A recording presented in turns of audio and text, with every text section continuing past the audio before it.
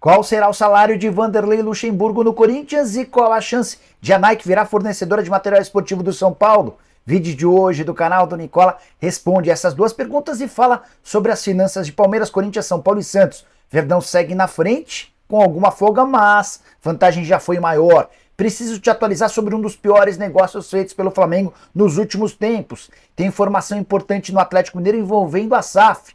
Já Cristiano Ronaldo pretende deixar a Arábia Saudita, apesar do salário nababesco. Tudo isso e muito mais a partir de agora. Não sei antes me apresentar, eu me chamo Jorge Nicola, jornalista esportivo, e a missão por aqui é deixar você por dentro das últimas de mercado, bastidores, finanças e muito mais. Para não perder nada, aperta o botão vermelho de inscreva-se, ative as notificações e vem se divertir comigo. Bom, bora começar contando que todo esse conteúdo é um oferecimento de aposta ganha, terça-feira com cara de quarta-feira gorda, só jogo interessante. Na Libertadores da América, por exemplo, temos Corinthians e Independente Del Valle, a estreia de Vanderlei Luxemburgo. Vou de Corinthians nesse jogo. Tem também partida importante sobre esse grupo, com Liverpool e Argentinos Júniors, eu vou de argentinos. Fluminense e River fazem talvez o jogo mais legal dessa fase de grupos. Vou na vitória do Flu. No período da tarde, tem Arsenal-Chelsea, jogo fundamental para as pretensões do Arsenal na Premier League. Também vou de Arsenal. E você manja de futebol? Então aproveita os meus palpites, já faz seu cadastro agora mesmo na Aposta Ganha. Combinado? Bora começar o vídeo com o tradicional giro de notícias. A primeira informação diz respeito ao sorteio da Copa do Brasil, marcada para essa terça-feira. A partir das 13, a gente vai conhecer os duelos nas oitavas de final. E é importante dizer que os 16 times que seguem vivos vão para o sorteio sem qualquer restrição. Então dá para ter, por exemplo, um Flamengo e Fluminense, um Corinthians e Palmeiras, um Grêmio Internacional e um Atlético Mineiro e Cruzeiro. Se já pensou? Bora falar também sobre o Bahia, que enfim venceu sua primeira partida, baita vitória contra o Vasco em São Januário, na noite dessa segunda-feira, no fechamento da terceira rodada, o único gol da partida marcado por Tassiano no primeiro tempo. O Vasco foi melhor do que o Bahia no primeiro tempo, criou várias chances, Tassiano se aproveitou de uma bobeada da defesa do Vasco e abriu o placar. Na etapa final, o Vasco se desorganizou, se perdeu e permitiu ao Bahia criar inúmeras chances claríssimas de gol. De qualquer forma, com a vitória, o Bahia pula da última colocação para a 14ª, empurrando o Corinthians para o Z4. Já o Vasco desperdiçou a oportunidade de ficar no G6. Quero falar agora sobre o Fortaleza, que é o time que mais cria chances de gol no Brasileirão. São uma média de quase 10 chances criadas por partida. E a curiosidade vem na segunda colocação, o América, hoje na zona do rebaixamento, é o segundo que mais cria só atrás do Fortaleza. Bora falar sobre CR7, repercutindo uma informação que vem de um jornal da Catalunha, o El Nacional. De acordo com essa publicação, Cristiano Ronaldo tomou a decisão de deixar o Al Nassr da Arábia Saudita, onde tem contrato até 2025, dono de um salário de 92 milhões de reais por mês. CR7 estaria muito incomodado com as restrições na Arábia Saudita, com o futebol de lá, com a relação no dia a dia. Eu já havia contado para vocês alguns dias atrás que o Anderson Talisca, brasileiro desse mesmo time, decidiu que vai embora na metade do ano, ou seja, o Cristiano Ronaldo é mais um a não querer ficar. O problema é como encontrar uma solução pro Cristiano Ronaldo e essa rescisão do contrato de alguns milhões, de muitos milhões de reais. É importante lembrar também que, de acordo com a publicação desse jornal El Nacional, a ideia do CR7 é voltar para Madrid. Obviamente que o Real Madrid não vai lhe oferecer um contrato, hoje o CR7 já não é mais competitivo como em outros tempos, mas o Florentino Pérez, que é o presidente do Real, estaria cogitando dar-lhe um cargo fora dos campos, algo como um embaixador ou alguma coisa nesse sentido. E a minha pergunta para você é, CR7 deve se aposentar? Já não dá mais para ele? O futebol perde muito se ele parar, use o espaço para comentários e avalie. Combinado? Bora trazer números da SAF do Galo. Na semana passada eu já havia contado para vocês que o acordo que está sendo desenhado com o Peter Greve prevê um pagamento de 1 bilhão e 800 milhões. 1 bilhão e 400 mil ficariam sob responsabilidade do Peter Greve, outros 400 milhões dos 4Rs, que já aportaram 300 milhões em empréstimos, eles colocariam mais 100 milhões de reais. Surgiram mais alguns números importantes. Com a Arena MRV e a Cidade do Galo, o CT do Atlético, também estariam inclusos nesse acordo. E a Arena MRV hoje está avaliada em quase 1 bilhão e 100 milhões de reais.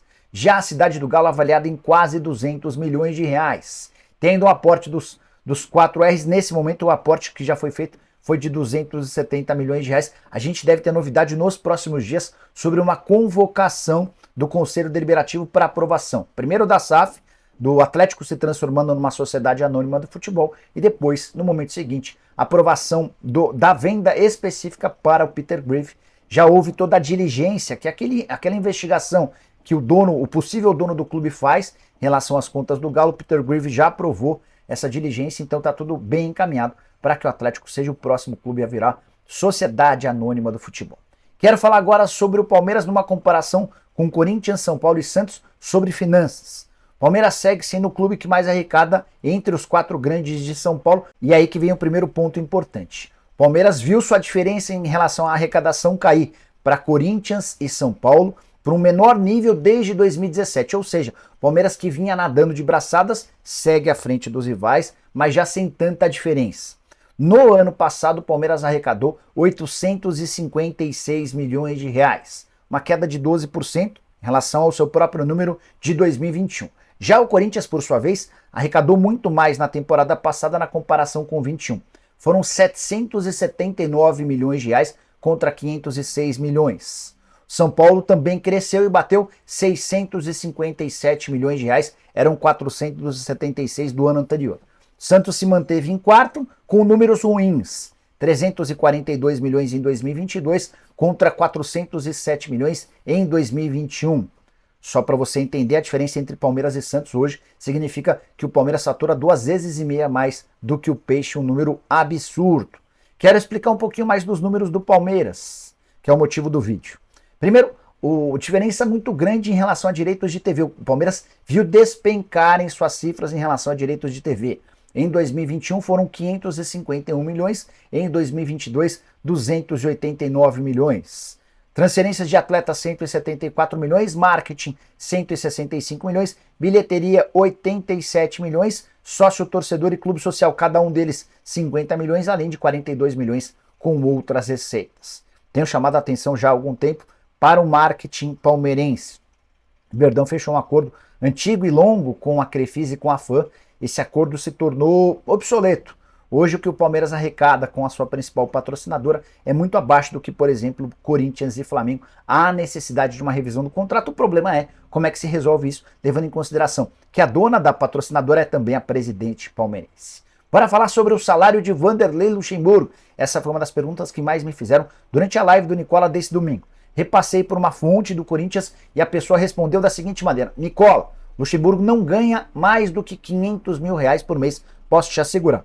Fui tentar checar com uma das pessoas que fizeram o negócio, a pessoa não quis trazer as cifras, os detalhes desse acordo, mas vou ficar com essa informação de que o salário pode chegar no máximo 500 mil mensais.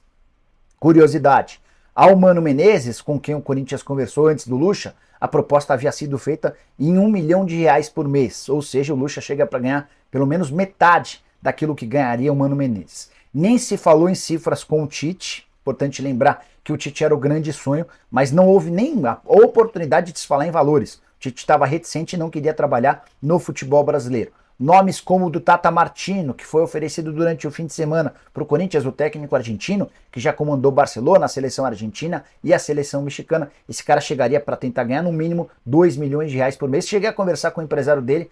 Uma das exigências do Tata é que o contrato com o Timão fosse até dezembro de 2024. No caso do Luxemburgo, além de ganhar muito menos do que todos os outros que eu citei, ele aceitou um contrato até dezembro, que é quando acaba o mandato de Duílio Monteiro Alves. Só para você entender onde é que o Luxemburgo se posiciona entre os técnicos mais bem pagos do país. O Abel Ferreira do Palmeiras é quem mais ganha 2 milhões e 800 mil mensais. Jorge Sampaoli, na casa dos 2 milhões de reais por mês no Flamengo. O Kudê também ganha na casa dos 2 milhões de reais por mês no Atlético Mineiro. Só para arrematar, o Corinthians já pagou 2 milhões de reais de salário enquanto tinha Vitor Pereira como seu treinador na temporada passada. Bora falar agora sobre a Nike no São Paulo. Essa também foi outra pergunta que explodiu durante a live desse domingo no canal do Nicola. Não sei de onde surgiu essa história, se alguém publicou alguma coisa, mas tem muito torcedor do São Paulo cravando que será a Nike a próxima fornecedora de material esportivo. Só para lembrar, o contrato do tricolor com a Adidas se encerra em 31 de dezembro e não há nenhuma intenção do São Paulo em ficar com a Adidas por conta de uma série de problemas na relação.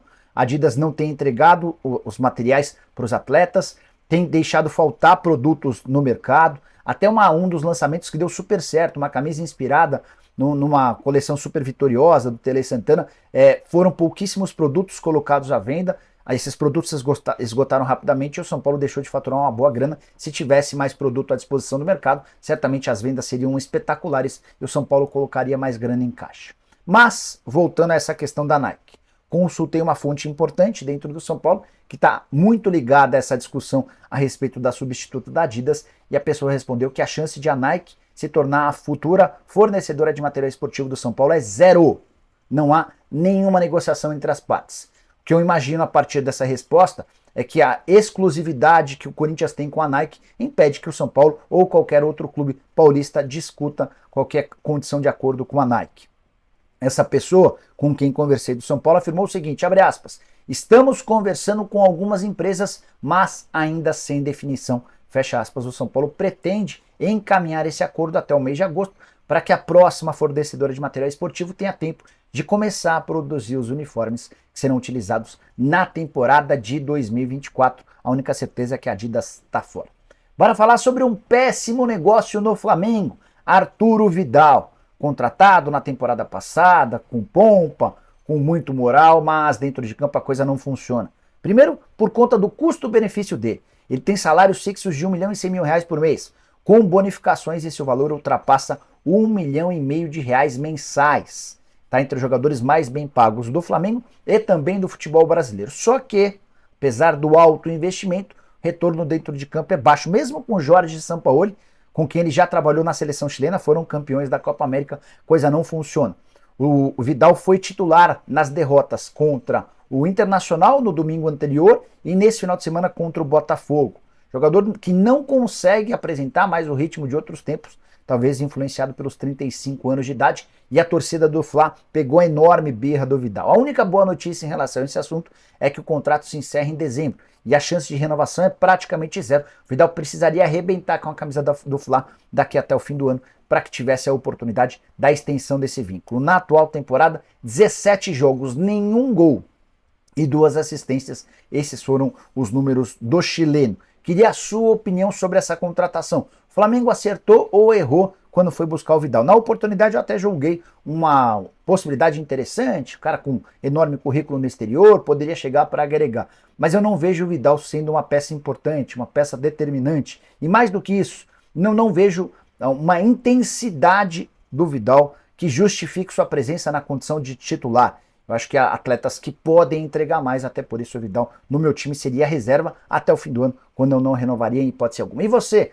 ficaria com o Vidal para o ano que vem? Gosta do trabalho do chileno? Use o espaço para comentários, também não esquece de deixar like, de se inscrever, de compartilhar o vídeo, aquela coisa. A gente volta para fazer a transmissão da Copa do Brasil. Abraço, tchau!